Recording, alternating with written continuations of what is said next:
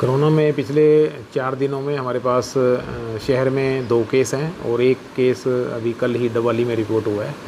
तो अभी जो तीनों केस हैं, एक की गुड़गांव से पॉजिटिव होकर यहाँ आइसोलेशन के लिए आए हुए हैं। दूसरा जो मरीज़ हमारे निकला है वो उसकी दिल्ली से ट्रैवलिंग की हिस्ट्री है। और तीसरा जो पेशेंट डबवाली का है वो बठिंडा में किसी प्राइवेट अस्पताल में इलाज करा रहा था किसी बीमारी के लिए, वहाँ वो पॉजिटिव पाया गया। तीनों बिल्कुल ठीक हैं, होम आइसोलेशन पे हैं। और एक पहले मरीज़ को तो अभी उसका साइकिल भी पूरा हो गया, जो 7 दिन का आइसोलेशन है। तो बिल्कुल उनके साथ रहने वाले लोगों के भी टेस्ट किए गए हैं, वो सभी ठीक पाए गए हैं और नेगेटिव हैं और उनमें कोई लक्षण नहीं नज़र आए। अभी जो कोरोना का जो एप्रोप्रिएट बिहेवियर है पिछले हर इस चरण में हम देखते आए हैं, जिससे लोगों से थोड़ा सा भीड़ भाड़ के इलाकों में जाने से बचें। और कहीं उनको लक्षण लगें, कहीं भी तेज़ बुखार के, ज़्यादा खांसी जुकाम की शिकायत हो तो वो अपना ज़रूर टेस्ट करवाएं और भीड़ भाड़ के इलाकों में जाने से बचें। यही सबसे ज़्यादा ज़रूरी एहतियात कदम है। वो हमारे पास यहाँ पे अभी RT-PCR और रैपिड एंटीजन टेस्ट दोनों तरह के टेस्ट किए जा रहे हैं। अगर कोई अपना टेस्ट करवाना चाहे जिसको लक्षण है, लक्षण के आने पर ही हम उसको टेस्ट कर रहे हैं। और वो होम आइसोलेशन पे भी ठीक हो सकता है और अपनी खुद के जो परहेज़ हैं या जो सामान्य दवाएं हैं जो बुखार की और एंटीबायोटिक्स, वो घर पे भी ले सकता है। अगर यदि कोई गंभीर रूप से अगर ग्रसित है तो उसको यहाँ पे अस्पताल में एडमिट करने की सुविधाएं हैं। और साथ के साथ प्राइवेट अस्पतालों को भी हिदायतें दी गई हैं कि वो किसी भी तरह का कोई मरीज़ को लक्षण है तो वेंटिलेटर है, ऑक्सीजन सपोर्ट है, दवाएँ हैं, वो सब ले सकते हैं। अभी सिरसा के नागरिक अस्पताल के जो ट्रॉमा सेंटर में हमारा फ्लू कॉर्नर है, वहाँ लगातार मॉर्निंग में सैम्पलिंग भी हो सकती है और मरीज़ अपना परामर्श और उपचार दोनों ले सकते हैं।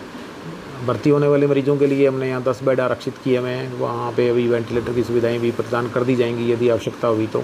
ऑक्सीजन के लगातार प्रबंध हैं, प्लांट हमारा चल रहा है, बड़े सिलेंडर, छोटे सिलेंडर, उस तरह की सभी सुविधाएं हैं। लेकिन अभी तक किसी मरीज़ को ऑक्सीजन सपोर्ट पे नहीं डाला गया है। एहतियातन तौर पे भी लक्षण आधारित अभी जाँच हो रही है। जिसको भी लक्षण आ रहे हैं वो खुद भी जाँच करवा सकता है या हमसे कोई परामर्श या सहायता मांग सकता है। अभी तक तो जो गाइडलाइंस है उसके हिसाब से लक्षण आने पे ही हम उसकी जांच कर रहे हैं। उनमें 1 पुरुष या 2 महिलाएं हैं। अब वो बाहर से गुड़गांव में एक मरीज़ हैं, वो रहते वहीं थे, तो यहाँ होम आइसोलेशन के लिए अपने घर पे आ गए हैं।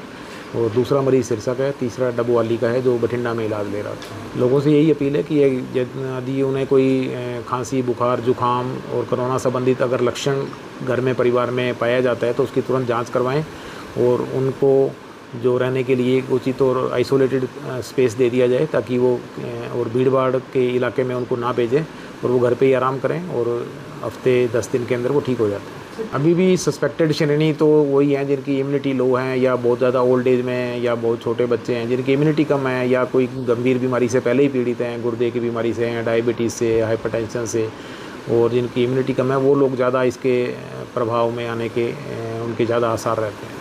इसमें अभी लोगों को प्राथमिक तौर पे स्वयं ही अभी दूर रहने के लिए कहा गया है और सरकार की तरफ से पाबंदियां अभी कोई नहीं लगाई गई हैं, जिसके कारण कि भीड़ भाड़ वाले इलाकों पे रोकथाम या मास्क पहनने की अनिवार्यता, ये सब चीज़ें अभी गाइडलाइंस सरकार की तरफ से जारी नहीं की गई। इसके अंदर जो कोविड वायरस है वो लगातार अपना प्रारूप बदल देता है, जिसके कारण वो नई उसकी म्यूटेशन होके उसका नया वेरिएंट आ जाता है। वो वेरिएंट बार बार जैसे कुछ असर डालता है और फिर इम्यूनिटी जिनकी बेटर है वो आराम से ठीक हो जाते हैं। और वेरिएंट के जो बदलने के कारण ही ये थोड़ा दोबारा फिर कुछ समय के लिए आ जाता है।